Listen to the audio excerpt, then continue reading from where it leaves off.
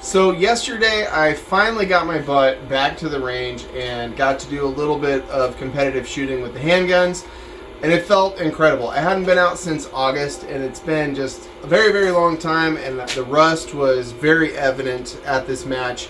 The local club is really thriving, though. There were 72 shooters that showed up. We're running an outlaw series. Our local club, Fernan gun range here in North Idaho, is not affiliated with USPSA anymore. So we're just running like Wildcat outlaw style matches, which I think is awesome. And I did a couple of things for this match. Of course, I can't go to a competition without doing something for the business. That's, I guess, a fatal flaw of my own. But what I did was I took out the Dan Wesson DWX. And I had Jeff Floyd at Floyd's Customs cut this thing for a 507 comp. He put his brass magwell on here, which was awesome. And otherwise, this gun is just stock. Lock palm swells. These things are awesome. And I zeroed this thing because I've been wanting to shoot it. I've owned this gun for a while now and have never shot it. So I put some zeroing rounds through it, put it back in the truck, was done with it. I was not planning on shooting it for the rest of the day because it was a match. I am sort of competitive, so I wanted to shoot what I was used to, which is this. This is my P10F competition. It does have a tungsten rod and some springs and things like that. I had my buddy Jesse with Alta Arms do a carbide job on it. And he made me a special plate and did some milling so that I can run SIG's giant 3XL dot that I bought for some other gun I don't remember. And just thought it'd be cool if I could get it to work on a CZ. And obviously the SIG optics are giant, so it's not supposed to fit this, but he made it work.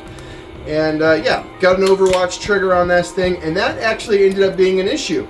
This gun has given me no problems. I've got quite a bit of rounds through it, but I think on the first and second stage of the match, I was getting light strikes on my factory Supervel stuff, and I don't normally have issues with that ammo with any other gun, so I want to place that blame on the reduced striker spring tension that came with this Overwatch kit. I'm going to put the factory striker back in this thing, and I think it probably won't have any more issues. But kind of the cool thing that happened at the match, there's several cool things, and I'll get to that, is the DWX and the P10 both use P10 mags. So I just busted out the DWX again, even though I was not planning on shooting it. I happen to have one of these new 3D printed holsters that I was playing around with for the DWX. And on my competition belt, I opted for the Blade Tech mid-drop setup with the Tech Mount QD, just because at this point with the business, I am going back and forth between guns a lot, which did not help my competitive edge, but it is good for product testing. And I got to test one of the 3D printed holsters all weekend, and it didn't melt, which I thought being PLA and shooting 30 rounds and then shoving the gun right back in there, maybe it would be an issue, but it didn't. It was only like 70 degrees ambient, so not really a true test of the heat. And I'm not planning on making these out of PLA in the future, but it was interesting that it actually worked, and you would not believe the amount of attention a bright orange 3D printed holster gets at a USPSA style competition. It was actually very funny. But the rest of the match, I shot the DWX, and it did not go well, to be honest. The DWX had zero issues. Aside from ergonomic stuff, it's factory, and it ran great. I will say, coming from a CZ P10, low bore axis, all the striker fire gun stuff, and then over to this was a very big departure. I struggled to find the dot because obviously I've spent zero time dry firing this thing. And then obviously there's some big changes with how this thing feels under recoil. This is very much a staccato P feel as far as how the slide moves and the recoil that's felt. It's very slow and soft, and the dot stays in the window, but it's also very sluggish to return, unlike the striker guns that are typically very fast to return. So it was not a bad experience. It was just very different than what I was used to, and that really didn't translate to good scores at the match. But we had a lot of fun. I really enjoyed shooting this, and it really brings me to the thing I actually wanted to talk about, which was the local scene. Having not been to a local pistol match since August, I was really, really thrilled to see first of all, the attendance. Again, 70-something shooters. I think 80 signed up. 72 ended up showing, which was nuts. And then to see all the stinking carry concealment stuff out there was humbling, and you know, I was just stoked, honestly. There was at least 12 shooters out there with X1s.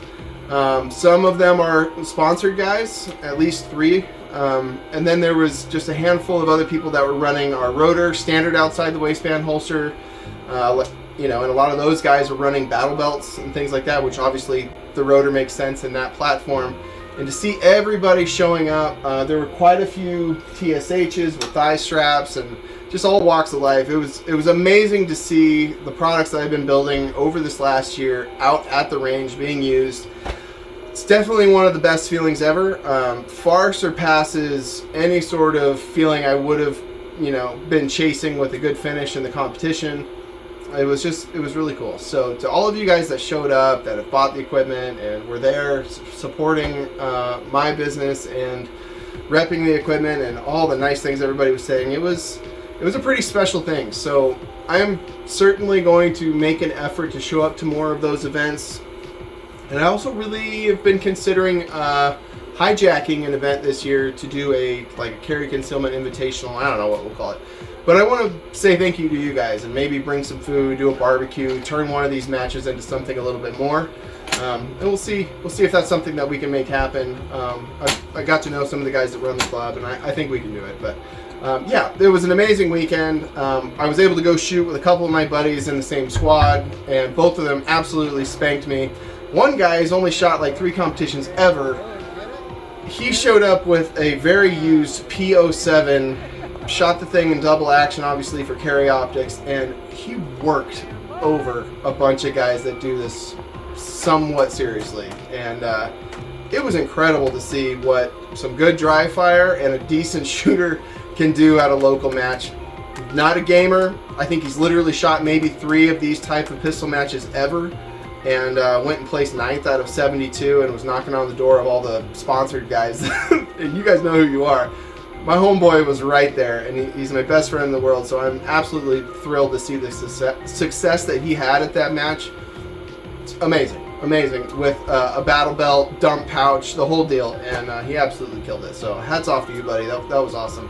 And I'm looking forward to doing more pistol shooting. It's time I get back to the range, show my face some more, get in front of a camera a little bit more, and yeah, this is an amazing, refreshing kind of moment, and I'm excited to do more of it. So thank you guys to everybody who showed up to the match, who brought your gear. I'm looking forward to doing this again. See ya.